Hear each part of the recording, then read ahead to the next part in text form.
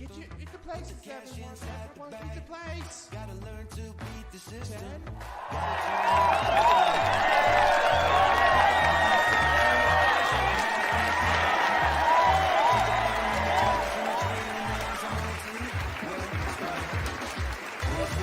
You know this world has gone insane. It is absolutely no secret. But tonight, Saturday night, you are about to experience the true measures of what that insanity can bring you. Tonight, you are about to see Bald and Bonkers, the one-of-a-kind show that delves deep into the world with no holds barred. Now, meet your hosts, Dakota Franson, specialist of the strange, and Christopher Mule, the UFO fanatic. Now, give it up, and let's see what these two idiots can bring you.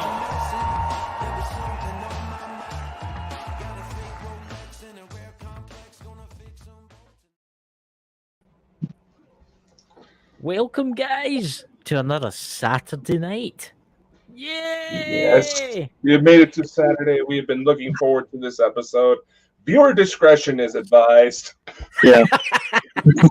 Listen, guys, we are joined tonight by a very special guest, none other than Mike the Naked Bigfoot. There, I had to give you the kind of grand opening there because you're just an awesome guy, and the knowledge that you have is amazing.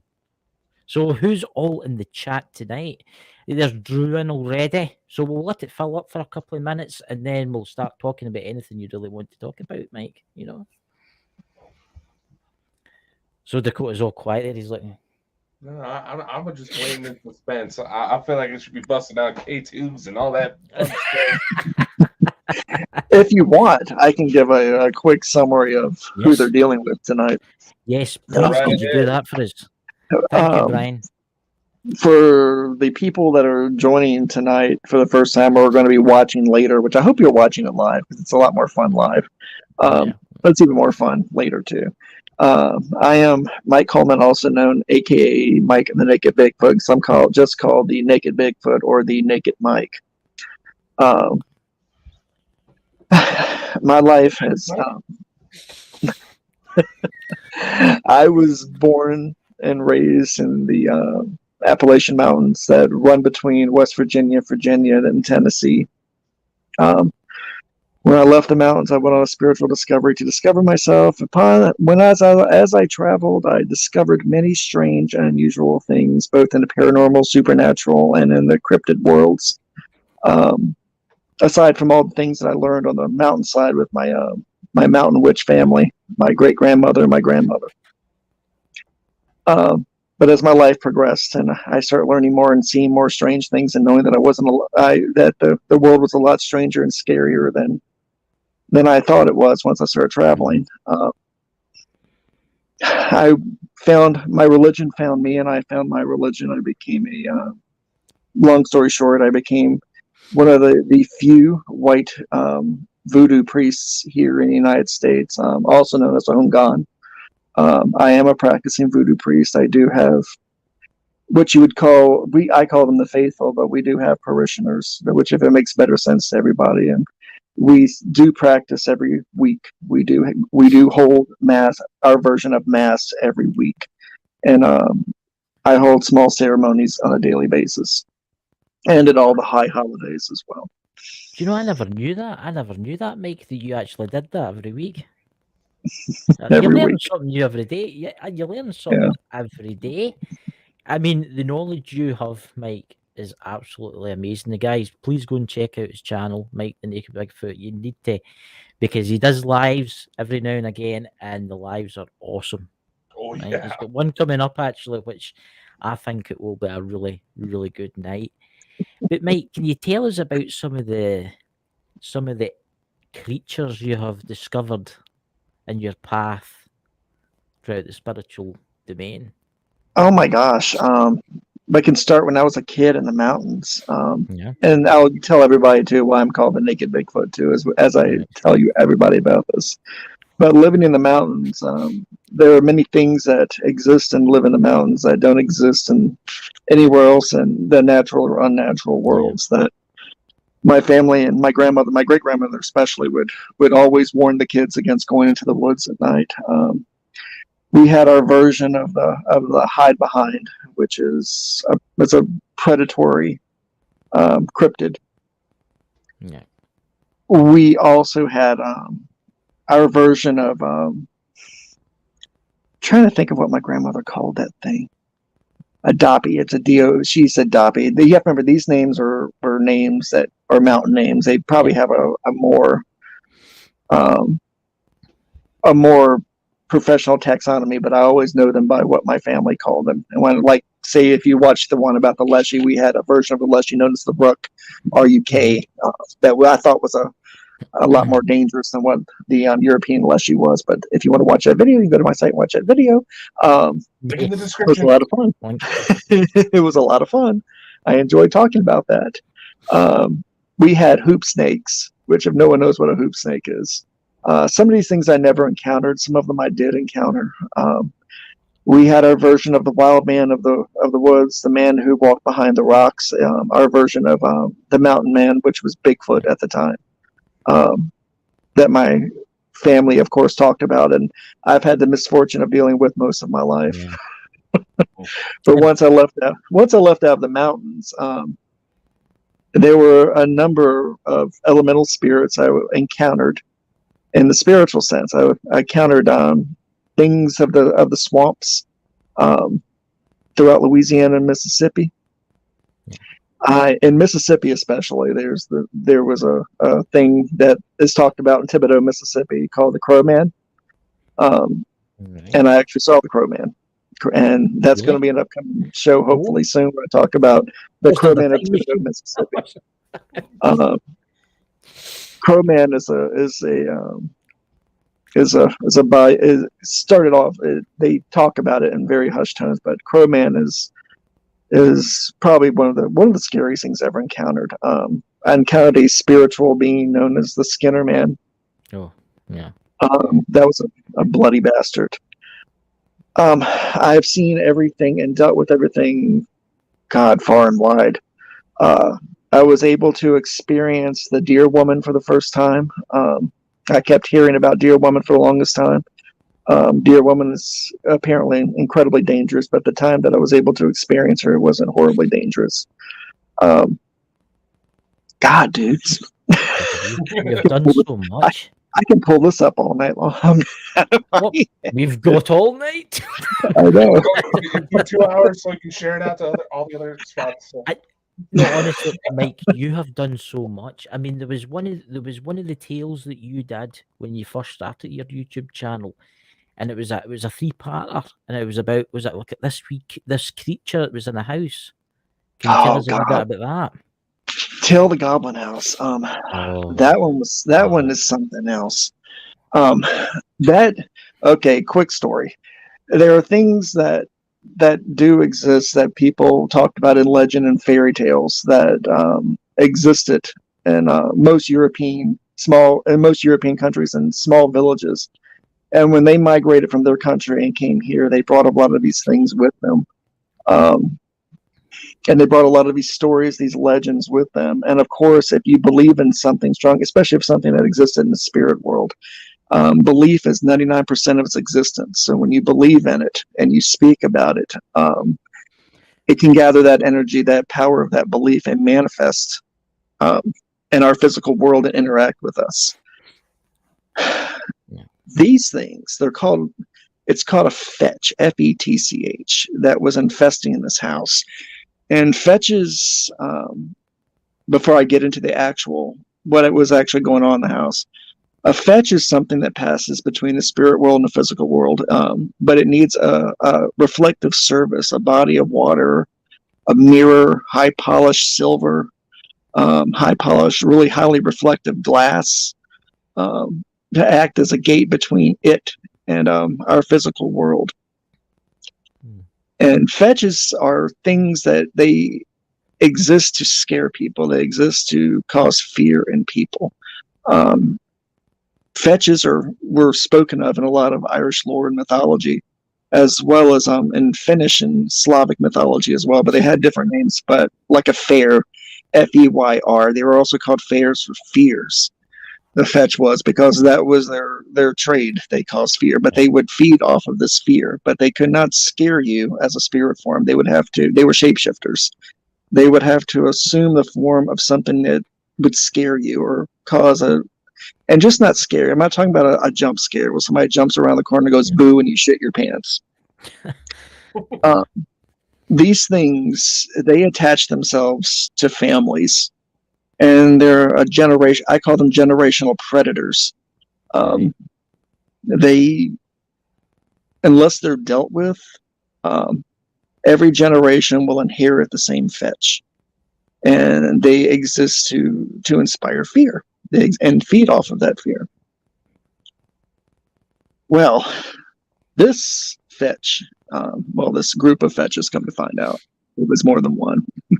I had a witch friend explain to me that there's always more than one. Me being silly, didn't realize there was more than one at the time. Yeah. On occasion, there's a few paranormal groups of individuals, and a number, and 2 or 3 actual spiritual mediums. I get called in for consultations if it's something that they feel is not is quote unquote ghost related, a once human situation. If it's something that's beyond that, that's going straight into the world of the supernatural or the supernatural.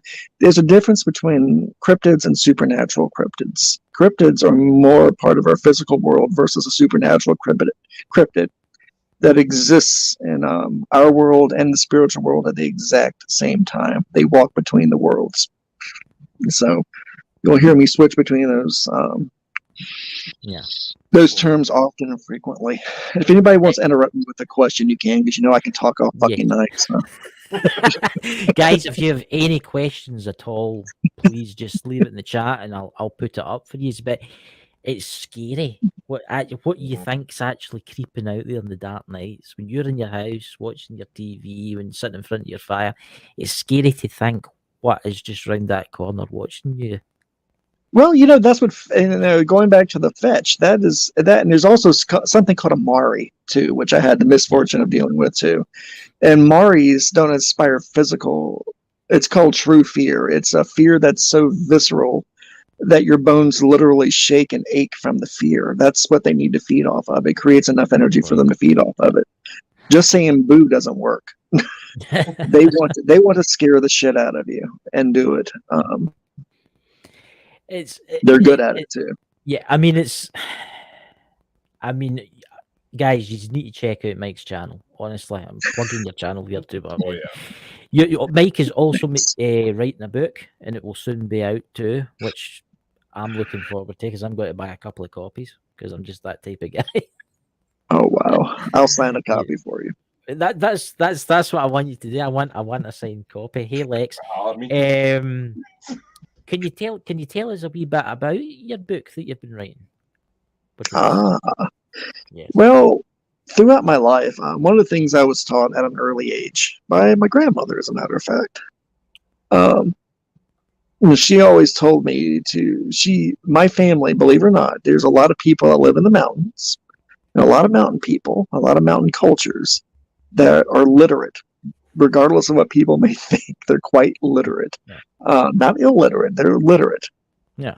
And incredibly intelligent and educated in their own right. And one of the things that my family imbued on me, my extended family imbued in me, was to document everything. See, I inherited my great-grandmother and my grandmother's, their journals. And then I started writing my own journals while I was in the mountains. And then when I left out of the mountains with my immediate family, I always kept journaling, and I literally have boxes upon boxes upon boxes of journals of my life experiences. Here on the East Coast and all the way across to California and beyond, my journals, and it documented all the strange and weird happenings that I experienced. All the different. I've attended many different types of faith setups, and I want to say it like that were outside the norms of Christianity. We're talking about things like snake handling, Santeria, things like that. They were outside the mainstream that exists here in the United States and throughout the Caribbean islands and Polynesia and parts of Mexico and South America.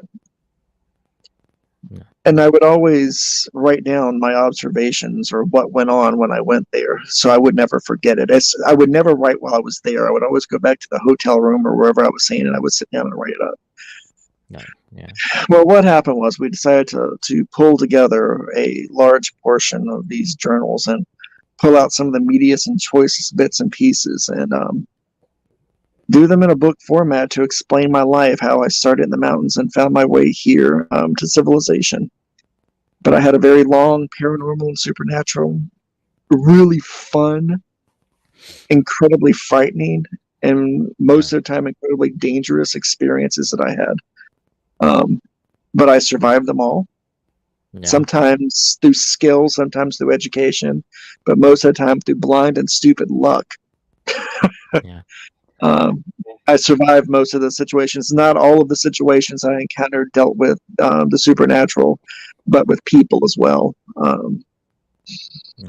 I was able to talk to 2 serial killers during my time. Really? No, I should say they weren't serial killers. They were mass killers. They were. I have to get that right. One of them was the Georgia werewolf, and then that poor guy, he got convicted of it. But I still believe to this day that he was neither a werewolf nor he killed these kids. I really don't believe that whatsoever. And the other one was this asshole was out in Colorado. He killed about 8 hikers out there. Wow. And he kept their index fingers. He would cut their index fingers off, and he kept them. And then when the meat rotted away, he would put them on a necklace that he did, and he wore them underneath his shirts all the time. His bones. He was an interesting character to talk. He was truly evil. There was something just not quite right about him. Clearly. Besides, Yeah, I mean, what was he called? The index killer, out of curiosity. I've got to go back and look up his name. He was an asshole. I had a name for him too, but I forget what it was. I always remember the Werewolf of Georgia because at the time I was studying. I was looking for leads to the Rougarou legends of the Deep South, and it led me to finding the Georgia werewolf killer. So Wow. he was such a kid. He was a kid himself. How did you get to meet these people? How did that come about? You have to remember at the times that this happened, the rules with the Georgia werewolf killer. It was really, really easy because the family members, I got to meet some of the family and I did some videos of that meeting, and it led to the tales of the Skinner Man. It became more supernatural and much more terrifying than any werewolf you'd ever want to meet. That whole situation did. But it was a small, number one, it happened in a small town. Right. It was not a racially diverse town. I'll put that politely and as delicately as possible. It was not a racially diverse town. And when they found out that I was not one of the ass-sucking reporters and I was actually curious about what was going on, the police wanted to know what I learned too, as I was out talking with the community and working around. And in exchange, they would actually let me sit down because he could still have visitors come to his cell. And they let me put my name on his visitor list to go in and talk to him. And I'll tell you what, I left numerous times from talking with him, and I was in tears after leaving him because I knew that they were going to kill him, that he was going to go up the road, he was going to get railroaded. Well, not even railroaded. He was going to go down for those murders, and he did. Yeah. They put him in Old Sparky, and it was bad. It was bad.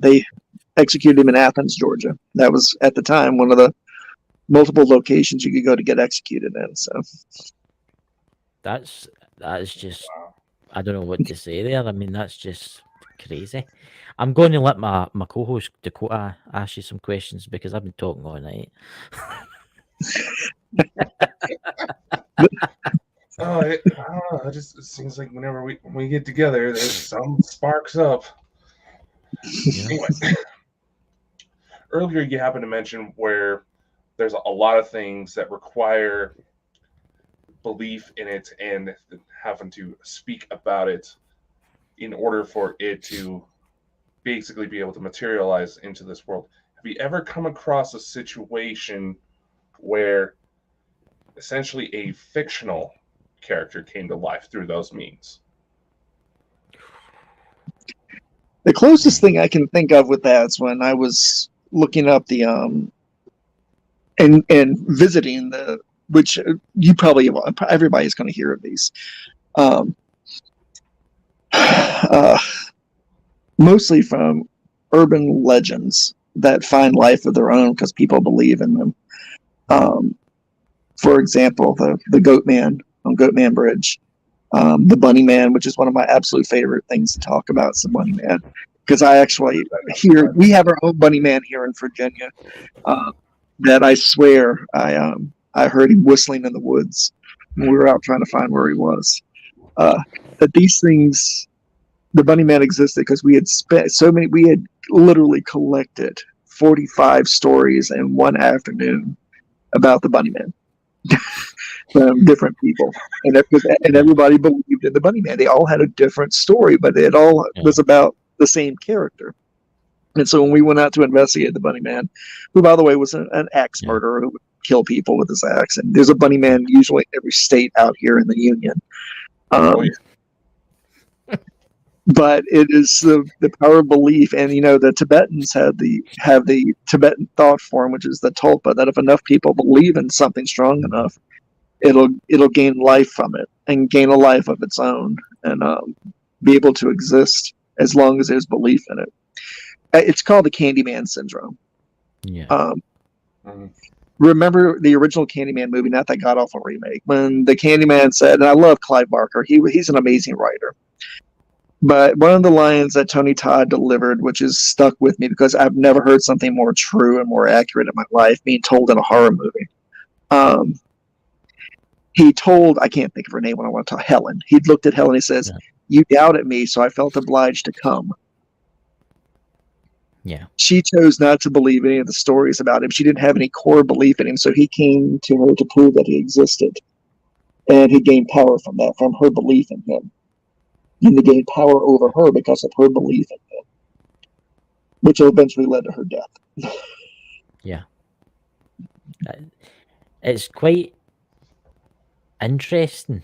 On you go, sir? No, I was just asking because I have a very similar situation. Thankfully, so far, it's something that seems to come out whenever there's a warning about a dangerous entity that's got its eyes on me, but I was just curious on your thoughts about situations like that. Well, the only way to make something like that go away is to literally, and it's almost impossible. You can remove your belief in it as much as you can, but there's always going to be some primitive, primal part of your brain, that animal part, that primitive, that reptilian part of your brain, that's always going to have fear of whatever that story was. It's still going to have that primal bit of fear. And then that's all they need, is that primal bit of fear to be able to, it's a little tiny flame, which they'll fan and make it larger. So you'll never get rid of them that way. And I suppose You the more can weaken them, but you'll never get rid of them. Yeah. I suppose the more people that have heard about this entity, even if Dakota stopped believing in them, there's other people now that believe in this entity. Yeah. Yeah. It's the Candyman effect. He only existed because people told stories about him. It's the same thing in the supernatural and paranormal worlds. There are these formless entities that exist in the spirit world who can't gain form until you believe in them. And you may not believe in them in particular. You may believe You may believe in a six-eyed hamster that breathes fire that'll kill you in your sleep.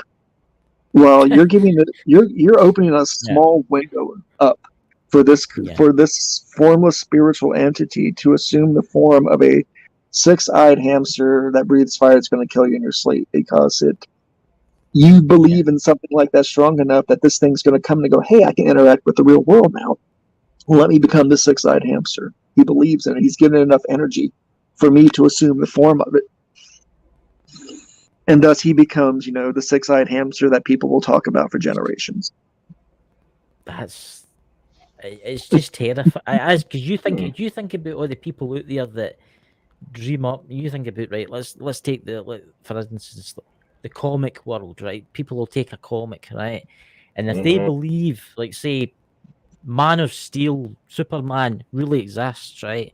In theory, if you believe that, eventually something could come out of that. Well, you know what, Chris? You have to remember, too, there are two levels of belief.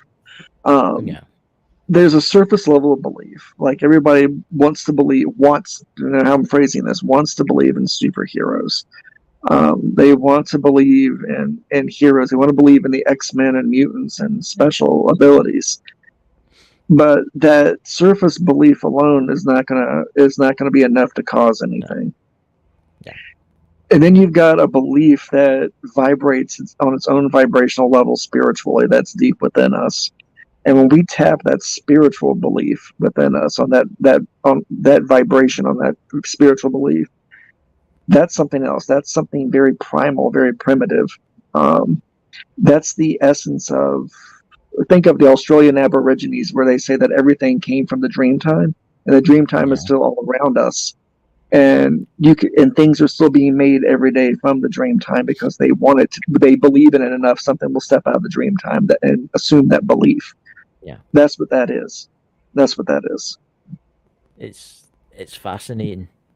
It's absolutely fascinating, isn't it, Dakota? It's just, oh my God, where do you store all this knowledge, mate? What do you think causes hair loss? Well, one of the things that, as a Hungan, as a voodoo priest, that we do is that we make a pact with the Loa and the upper Loa and the deified Loa, which are the spiritual ancestors, and if you want to call them the gods, they are the gods, but we don't consider them gods. We consider them the spiritual upper ancestors and the greater ancestors. Is that when you make a deal with them that they share your life and your physical reality, they in return will give you. You make a deal with them, and they'll return give you whatever you ask for, whatever they agree to. And what I asked for was knowledge. And so I may not know the answer to something right away, but the Loa provide enough intuition to me to be able to help me find the answers very quickly. And to find the information very, very quickly. So it's a deal. It's a deal I struck many, many years ago. Yeah. Can you tell for some of the people that's obviously you've told me before, but can you tell for some of the people that's listening to this tonight, the podcast side, what the Loa is? What are they? Where are they from? The Loa, think of them as a part of I always tell people, the spiritual gemstone of the universe. The gemstone is this massive spiritual energy, and every facet is a facet of that spiritual energy that assumes a form known as a Loa. And a Loa's come in and they exist on different levels. They exist in families. The Loa do. You have the immediate ones, which are your ancestors, which were the once living, and then a step above them are the Loa that are the messengers and the family members to the greater Loa, because they belong to a great family. And they exist on the back of a great serpent. And the serpent is white, and it exists in the sun on a beach. And when the sun shines upon the serpent, it casts both a shadow and a rainbow. The Loa that are aspects of something that are good, not necessarily good, but positive, and wish to do positive things in the universe. They walk in the light that's shown from the scales of the serpent. But the shadier, darker Loa and spirits out there, they walk in the the shadow of the serpent. That's. I I'm hope just that answers. imagining. I'm imagining that in my head. This white Yeah. serpent. I mean, it's It's it's called amazing, Ojibwa. isn't it? It's Yeah, it's amazing. called Ojibwa. Can you? It's an odd concept. It's an odd concept, I know, but for a lot of Yeah. people that follow most mainstream religions, it's a hard concept to believe in. But trust me, Yeah. when you see the serpent for the first time and it speaks to you in the voice of the hummingbird for the first time, you can do nothing but believe in that. So Yeah. Of course, this entity will be older than time itself. How old is Well- it? It's infinite, isn't it? well, they created you have the creators, and the serpent was the creator. It vomited up it spilled out the oceans. Its skin it shed became the land and the forests and the mountains. Every time it shed its skin, it was the creator. And then they begat the children that were the original Loa that helped form the bodies of mankind for the first time and bred life into them and gave them their own spark of divinity.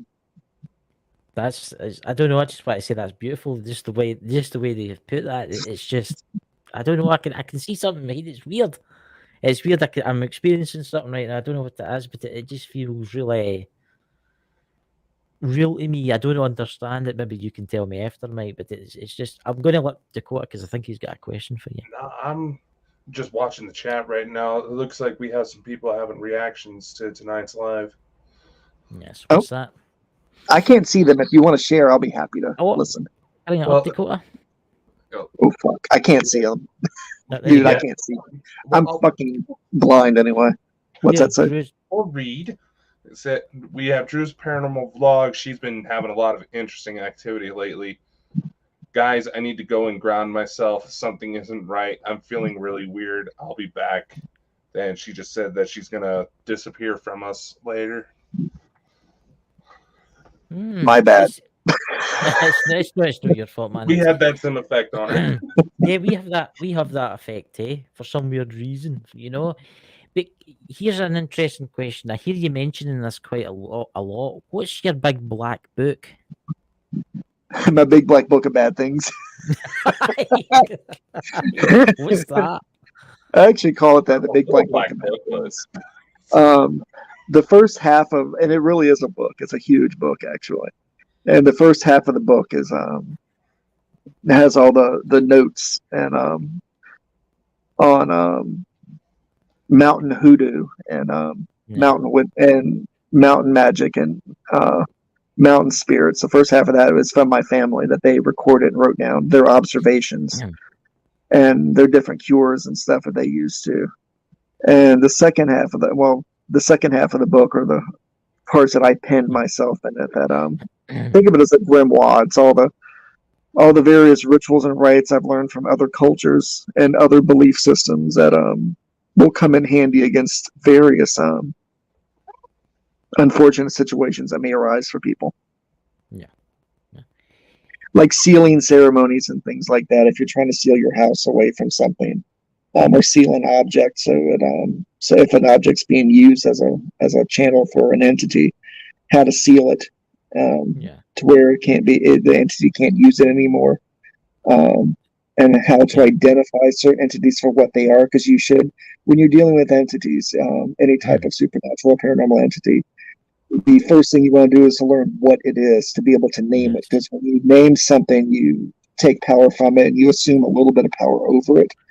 And that's the only way to effectively deal with it on its level, is to know what it is. Because a lot of the shittier things that do strange shit to people out there, they don't want you to know what they are, or they want to mislead you to believe that they're like the ghost of your great aunt Sarah, when actually they're actually some kind of parasite, and they're using the tale of the ghost of great aunt Sarah to fuck with paranormal investigators or to fuck with a family for both its entertainment and its nourishment. So, yes. Can I ask you something, Mike? Have you ever pissed an entity off and it's followed you home? It's mine. Oh god, dude, yeah, many times.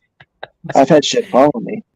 Can you tell us a wee bit? Not just because they were mad at me.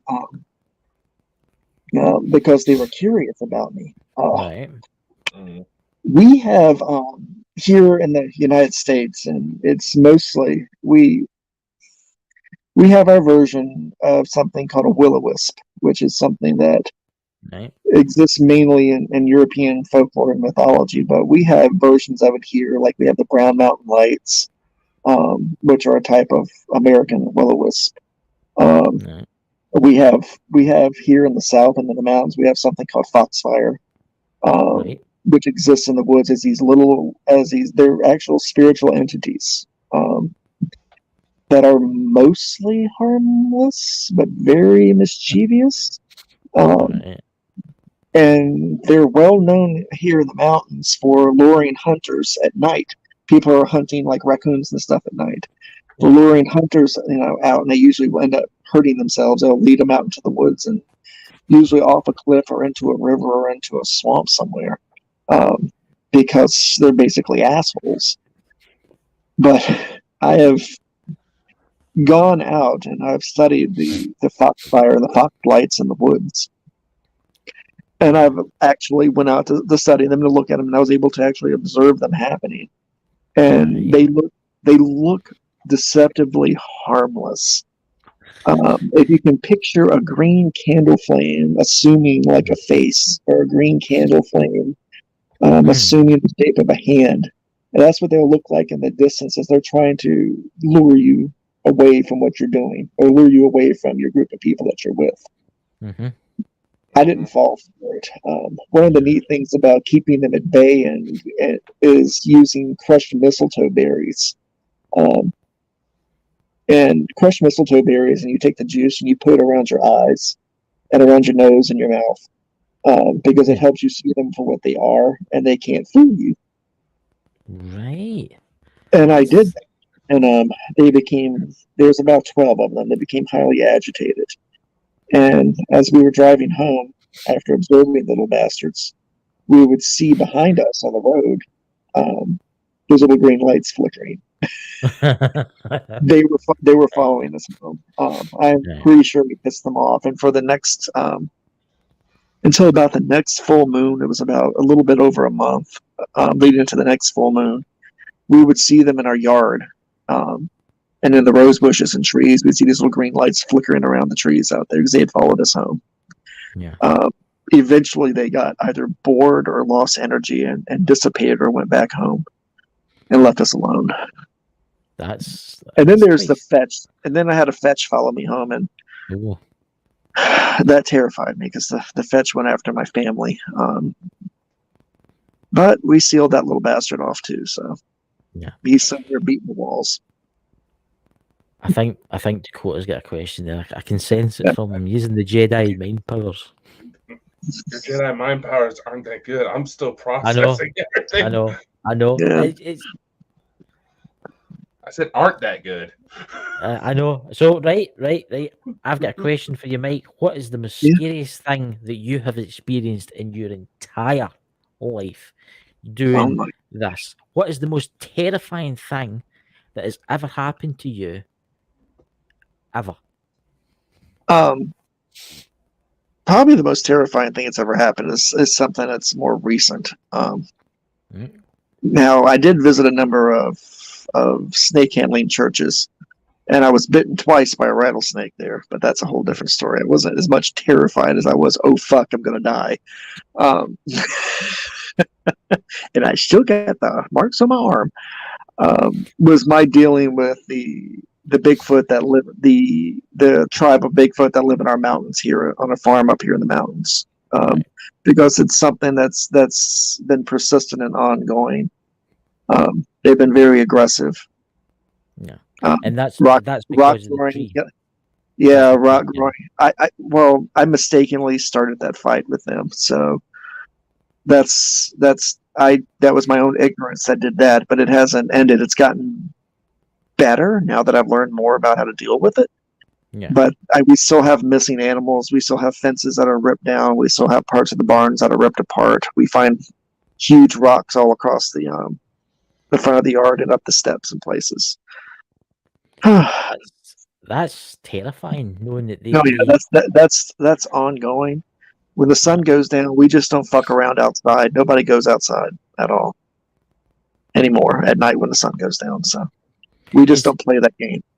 Has anyone in your area just disappeared, never been found again? I wish.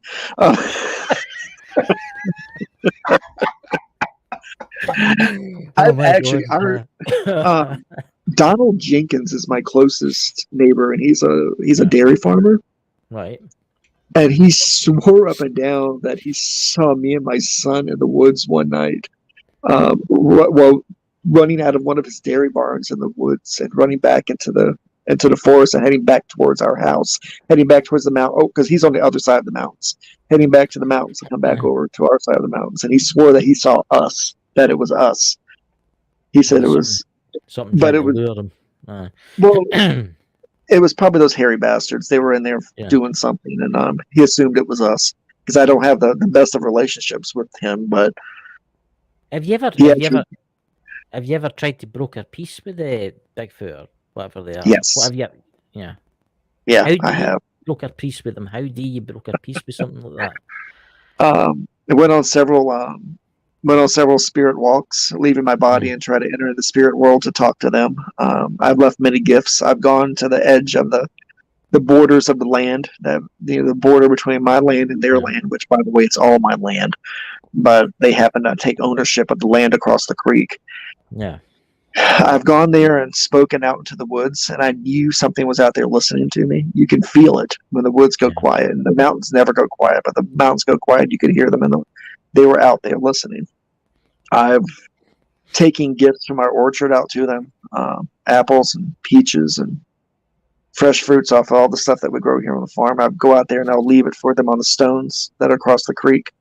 And the stuff literally disappears in a matter of hours. As soon as we turn our back and come back out of the woods, we'll go back and it's all gone, including the basket and the plates or whatever we sat on. It's all gone. And we never see the things that we put out there with them ever again. I've left them beeswax candles, honeycombs, all kinds of stuff, and never to be seen or heard of from again when it's out there. It makes you wonder where they're actually staying. Do you think they've got? What do you actually think? Where do they stay?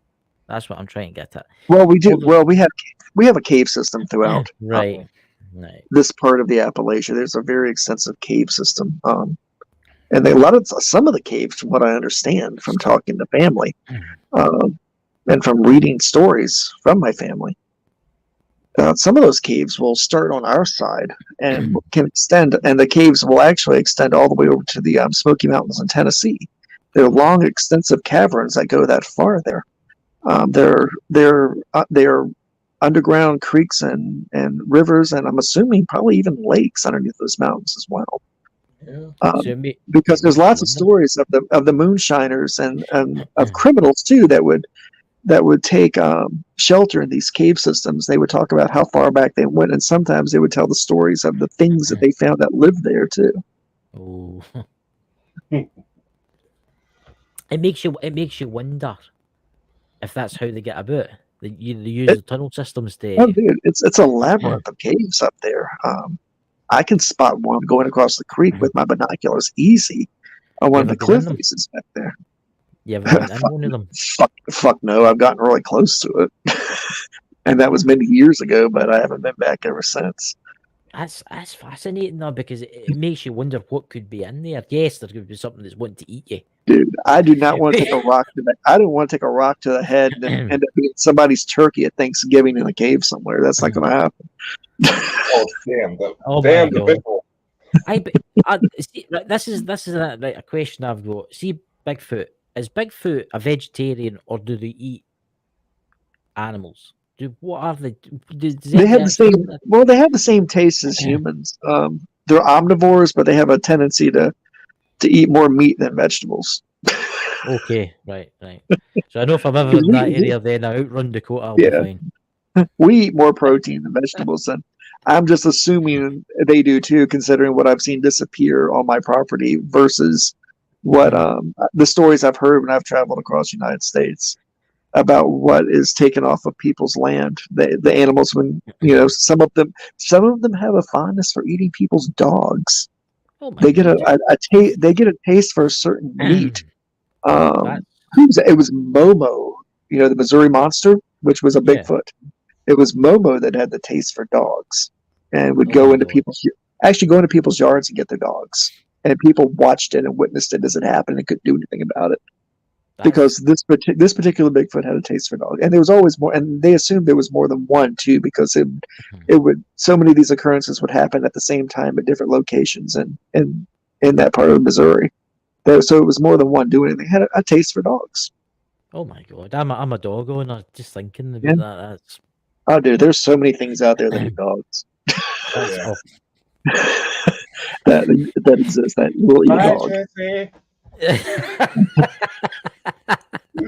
Yeah, you don't want to take a little Pomeranian out in the woods and Oh my deep God. into the woods because All something's it's going to found hit is the that. collar, Yeah, or if you're lucky to find that. Here's a subject I'm going to bring up, and me and Dakota's right into this. I mean, UFOs. What's your opinion on UFOs, Mike? Have you ever witnessed any UFOs? I've never seen one, although I think I saw something that came out of a UFO one time. But I was really, dude, I was really high, so I wasn't sure if I was. I'm being honest. I was in Kentucky when it happened. All kinds of weird shit happens in Kentucky. Trust me, as far as UFO activity.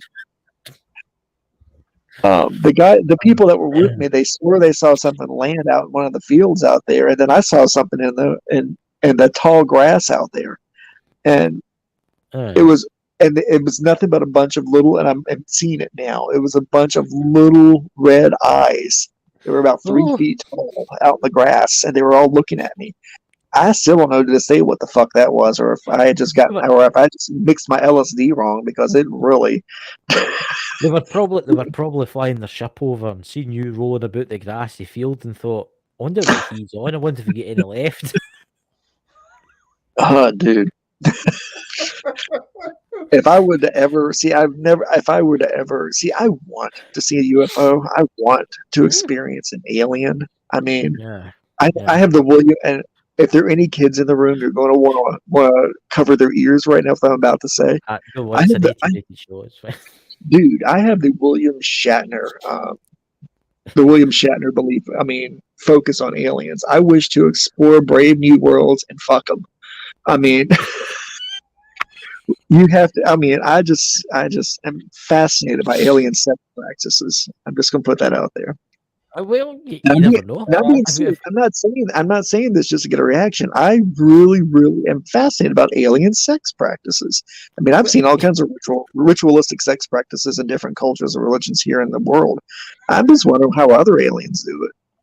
Well, if we ever come across aliens, Mike, we're going to give them your address and say, listen, you need to go and visit this guy. He's going to show you his big black book of bad things. I'm going to show it my toy chest and ask if it has its own type of extraterrestrial toy chest. I want to see the shit they've got. I mean, how much information can you find out from probing someone's ass, too, for crying out loud? I'm just going to put that out there. Don't you think? Well, dude, after 100 years, I mean, there's only so much you can glean from someone's rectum. I'm just going to let that drop. I will say this, right? I think that probing thing, I think that's a load of rubbish. I don't think that actually happens. I think it is, too. I think it got started out because people started making fun of people that were having actual encounters. And it started off as something to make fun of them with, which I don't think that's cool, but I still laugh about it. Well, if there's any aliens listening to this transmission going through space and time as we speak right now, Mike the Naked Bigfoot wants to have a visit from you tonight sometime, or maybe through the week. Dude, if you can't make it on a Saturday night. One of my rules and everything that I've experienced in my life has been I don't believe it until I experience it in some form. Either spiritually, physically, with all my senses or something. And until that alien walks up to me, and I shake his hand or he whips out a schlong for me, I'm not going to. I'm sorry. He's going to be the unicorn of my world until he shows up. So that's very true. But here's a thought, right? A lot of people say this to me, that I'm on the fence about this.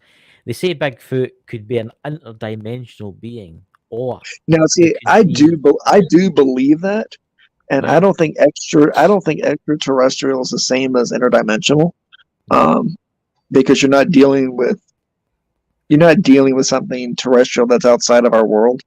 That we have dimensions all around us, parallel dimensions, spiritual dimensions, dimensions of time, dimensions of space. That some creatures, you know, how some fish naturally are born knowing how to breathe water. Well, I think there are things that exist, including Bigfoot, that it's natural for them to pass between worlds. Maybe that's Just how like they've been hidden all they this would time. eat or breathe. It's natural for them. Yeah. I Because you mean, have to remember, people that have seen them, other stories of people have seen them, they're either accompanied or preceding a sight of a Bigfoot, or these flashing lights in the woods, these hovering lights, and then suddenly there's a Bigfoot. Or there's flashing lights and suddenly Bigfoot is gone. He walks behind a tree and he's gone. He doesn't ever step out behind the tree. or it could be the case that the extraterrestrials that are visiting us, right, are curious about Bigfoot too. And when he disappears, he's getting abducted. You never know. See, Well, cattle mutilations have been coming back in the last couple of years, so you never know.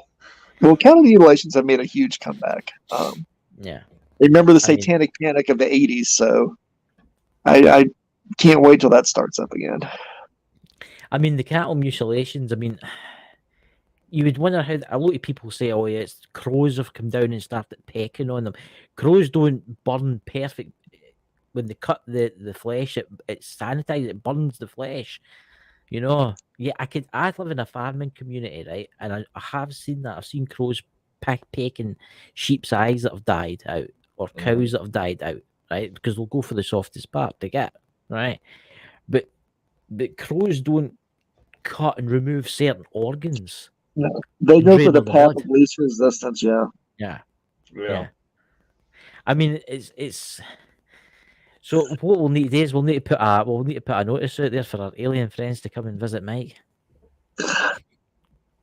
Like I said, until it actually, equipment. I'm going to be a doubter until it actually happens, because that's always been my philosophy. I've met many people who have claimed to be abducted or claim to have spotted not only a UFO, but they've seen different types of aliens, whether they're the angelic type aliens or the god awful reptilians. Oh, don't get me started about reptilians, shapeshifters, or the insectoids or something like that. I've heard those stories, and some of the stories I think they are mistaking something from the paranormal or cryptid world for an alien. Yeah. Yeah. But here's a question for you, Mike. Spirits. I take it you've seen spirits. Yeah. Can you tell us about some of the spirits you've seen? Sightings. Well, you're going to make me explain first when I talk about this. I always have to preface the conversation with there are all types of spirits. There are the once human spirits, which are people that have died and their energy still exists on this as an echo or as an intelligent echo that they leave behind. And then you have the inhuman, which are the elemental spirits. They never were, they never existed in a mortal form. But they can assume a mortal form if they need to by using nature to do so, the natural elements to do so. Well, that's the inhuman. Then you have the unhuman spirits, and those are the things that exist, and you can call it a spiritual dimension if you want to. Yeah, it's a dimension where it's a formless dimension, where, again, they can see our world, but they can't interact with our world unless we give them the energy and the ability to do so. I have seen once humans. I have seen, and just one of the degrees that I have in is in mortuary services, embalming, things like that. Yeah. And I've spent, I've spent many many, many nights working on my certificate and doing that with hanging out with dead bodies in morgues and in funeral homes. You know, and I have seen people who they'll come in dead, and I've seen a form of them rise from their body to walk away. Where the spirit doesn't depart at the time of death, but still is hanging on to the body, but chooses that time to leave there. And sometimes they'll turn and look at me, and most of the time they will just walk by me or walk through me and leave the room. I have seen the unhuman pretending to be a human spirit, which most people who do paranormal investigations, who collect evidence, I think about 75% of what people collect are unhuman spirits pretending to be once human spirits for the attention, because the more attention they get, the more power they get, the more they can manifest. So if you're there to see, you've heard the story of Great Aunt Tootie who killed people with an axe, and she still haunts the house with an axe. And the story is complete bullshit. But people are coming there expecting to find evidence of the ghost of Great Aunt Tootie, the axe murderer, and this unhuman spirit sees the opportunity, because remember, these things are opportunists. They see the opportunity to communicate with these paranormal investigators, because you're giving them attention, you're giving them energy, you're allowing them to manifest in our world. And they'll say, "Oh yes, I'm Great Aunt Tootie. I'm here to kill you. You better leave. I'm evil." And they enjoy that interaction. They're interacting with the physical world, with the physical plane, and they enjoy that interaction. Can I ask you, mate, what do you think happens when you die? What is your thought process on that? What's your thoughts? Well, according to my beliefs, the only way that when I die, the only way that I'll find peace, the only way that I'll be able to actually leave my body, is when somebody digs my grave, and when he digs my grave, my physical body will be placed within that grave, and my spiritual body will be placed within that grave, and then he'll draw my spirit to the ground and guide me into the forest, and I'll be able to live with the other Lois and the deified ancestors and become one of them. It really depends on what you believe. But I believe that you just don't cease to exist, because everything exists again. It's so hokey sounding when you say it, but everything really is about energy, because we are machines, if you think about it. That's right. And machines, we are, and all batteries and machines are finite. Those batteries will run out. So where does that energy go when your battery runs out? What happens to that energy of your mind, the strongest, most powerful part of you? Yes. Where does that go? It just doesn't disappear. I mean, Albert Einstein, energy cannot be created, nor can it be destroyed. Yes. It can change form and exist as something else. And I think that's what happens. And depending on what your belief is what you become when you leave. You may come back and you may choose to ride the wheel and be reincarnated and come back as somebody or something else, and recycle that energy into another mortal form and another turn on the planet. Or you may explore other dimensions. It's completely up to you. Yeah. I fancy your one, just exploring other dimensions. I'm going to be there with you, Mike. Hell no, I'm not getting reincarnated. Reincarnation is fun, but that's a wheel that you have to purposely want to break, otherwise you'll just keep coming back and back and back. Oh God, no, I don't think I want to come back here. Well, that's what Buddhism always got me, because it seems rather tedious that after like the 99th incarnation, you should have learned your shit by now, so and moved on. I used to be quite a religious person, right? I used to believe in Jesus and all that kind of stuff. But no, I believe there's an afterlife. I believe you go somewhere. That's my belief, right? And it's each to their own, isn't it? Mm-hmm. Jesus was a desert elemental spirit that people worshipped. Yeah. There, I just said that out loud. I know. Oh, It's fine. let the pissed offness begin. Yes, and if you want to find the person, Mike the Naked Bigfoot is the man you want to look for. his Twitter and his YouTube are in the description of this episode. Yes, you can find him anytime of any day. If you want to see me piss, watch my Angels and Demons episode. That's the one that pisses everybody off. Oh, I'm looking forward to that. I'm looking forward to that one. But it's. I think we're here just for a laugh. You know that. I think this is what this is. Oh, One it's big fun. laugh. It's so much fun. It really is. I'm looking forward to going to Zach Bagan's museum and haunting him. Oh, I love the shift change and vibe right there. He has done. Him and his ilk have done more damage to Oh no. the study of supernatural and paranormal. Yeah. The study of the supernatural and paranormal than any other human being out there. He picked up the I have to say this. He picked up the Ed and Lorraine Warren bullshit that they did, and he saw how they ran their show and how they ran their clown show, and he took his clown show and made it 10 times better. He went from the local clown show that was Ed and Lorraine Warren, and did the Barnum and Bailey of clown shows when it came to doing his shit. So. Talking about Ed and Lorraine Warren, did you not tell me once you met her? Yeah. Lorraine Warren. How did that go down? She didn't care for me at all. I wonder. But she was so polite. She didn't care for me whatsoever. I wonder why Lorraine Warren. It was so unfortunate. She was doing one of her talks, one of her college talks in Louisiana, and I was there, and I went to it, and I had a chance to walk up to her and talk to her. And she had done her little slideshow and her conversations, and she took some questions from people that were already planted in the audience.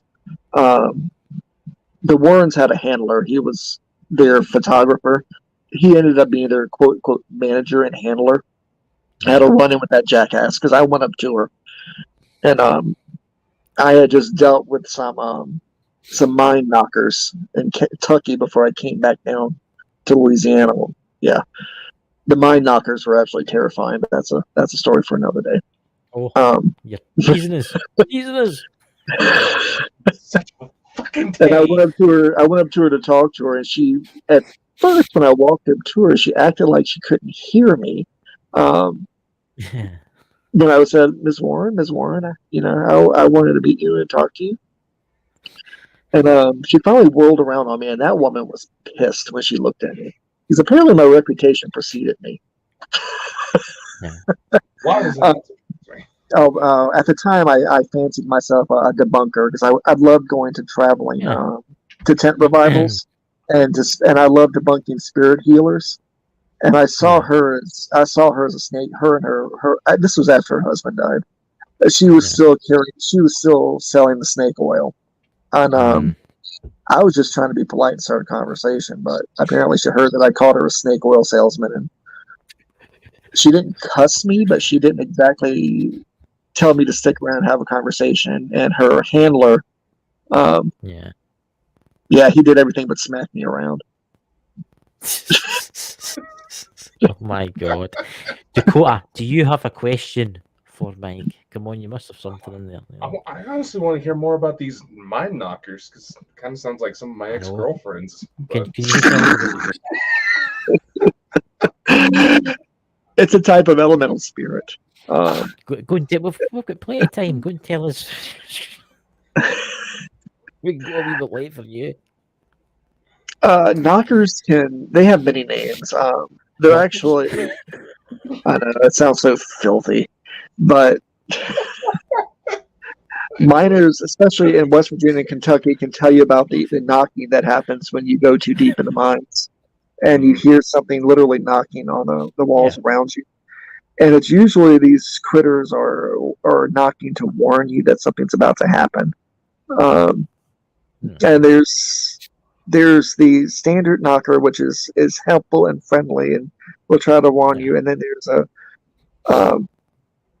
there's the Domovoy and the Polvoy. And the Domovoy is a house spirit, which is a relative of a knocker, which is relatively friendly to the family that it's with, and it's a generational spirit too. It sticks with the same family for generations, and it's mostly helpful. But its cousin, which is the Polvoy, unlike your common mind spirit, a Polvoy actually will cause minds have minds cave in. They cause cave-ins. Or they'll trip miners, or they will appear to be another miner and lure them to their death in the mines. It took a whole... You can't get rid of them. You can only seal them away and cause them to cause less damage to the people and to the mine itself. And what we ended up doing was we appealed to the knockers of the mine. We entreated them to help us with the Polvoy that were there, and to help mitigate the evil that they were causing at the time. Because at the point, we already had lost 4 miners up to that point. But then we had to seal off parts of the mine. When I say seal off, we're not talking about putting up walls or anything. We're talking about putting up spiritual walls that keep them out. Which was a collection of pine sap or pine tar or pitch, mixed with the blood of each miner. It only had to be a little blood from each miner to do it with, and then the blood of a holy man, and it had to be applied with a horsehair brush with a silver handle. So once we got all the ingredients together, we went around and we blessed all the tools. We used it to bless the tools with, and to seal the tools, and to seal the equipment, and to seal the mines with as well. And the activity, the dangerous activity completely dropped off, but the knocking activity continued on, and probably continues to this day. That is, I've heard about them. The old miners used to talk about them called the Tommy Knockers. Is that right? Tommy, that's their name. Tommy Knockers. Tommy Knocker is one of the names that can be used with them. That's more of a regionalism with describing them. That it gained more popularity, especially in literature and in media, than Tommy Knocker did, and became more of a nursery rhyme than it would be as a descriptive term for these spirits. So, but yeah, it's been used. It's been an interchangeable word to describe all of both the helpful and the unhelpful ones. So, well, I'm going to ask you one more question. I was thinking about this today, and it's something I've never asked them. I thought, I'm going to ask Mike. Have you ever witnessed, Mike, 2 entities, like say 2 spirits or 2 elementals, pissed off with each other, fighting with each other? No. I can't say that I have. I've seen them react to they mostly not react to each other, but they've worked together to react towards something that somebody has done to them, or to the land, or to something around them that they held precious. Right. So they obviously know each other's there, but they just respect each other basically because they know each other's power. You have to remember with an elemental, you're dealing with the cycles of the earth, and you're dealing with the balance of the earth and the balance of energies. The only time they become aware of us is when something disturbs that balance. And they become aware of us, and they can either correct the balance, or they can work to correct the balance. Or work to reestablish the connections of energy that were flowing to them that have been severed or been disrupted by something that a man or a person has done. So, right. I just can't wait till your book comes out. I want it out now. Well, I hope everybody's has everybody been good in the chat room tonight? Everybody's in there. I mean, honestly, Mike, we'll need to get you back when your book is back out, But we'll talk to you after the live. Anyway, after this, we'll talk to you. But guys, thank you for tuning in to Mike the Naked Bigfoot. And guys, please go to his channel, which is below. Give him a subscribe. He does lives, and they're very informative. What's the next one coming up? When's your next live, Mike? Monday. This upcoming Monday. I've been trying to do 2 a week. So this upcoming Monday, and then that Wednesday after that. I think, guys, you just need to watch his live because absolutely amazing, honestly. And thank you everybody for coming. Thank you everybody on Facebook and all the 50 locations that this goes out to. And I'm no rhyming no more for Dakota, you know. But guys, please tune in tomorrow night because we have a special guest coming on. Is it what's his name, Dakota? What? How do you pronounce his name, Chris? You're the one that booked him. What do you mean? It's Birmingham. It's a Birmingham UFOologist. So we'll bring him on. You know. I can't remember his name off the top. Of my I just head, remember you know. his name is Dave. That's all. There you go. So guys, tune in tomorrow, and we'll be discussing UFOs in the United Kingdom. And thank you everybody for coming on. I'll talk to you in a minute. Have a great night, everyone. Oh, Catch yeah, you all just- later. Bye. But before we go, Oh, you we forgot should do there's something. one little bit of news that we that's have right. on the I forgot company about front. Now, ladies and gentlemen, you want more information on Bald and Bonkers operations? We now have our own website.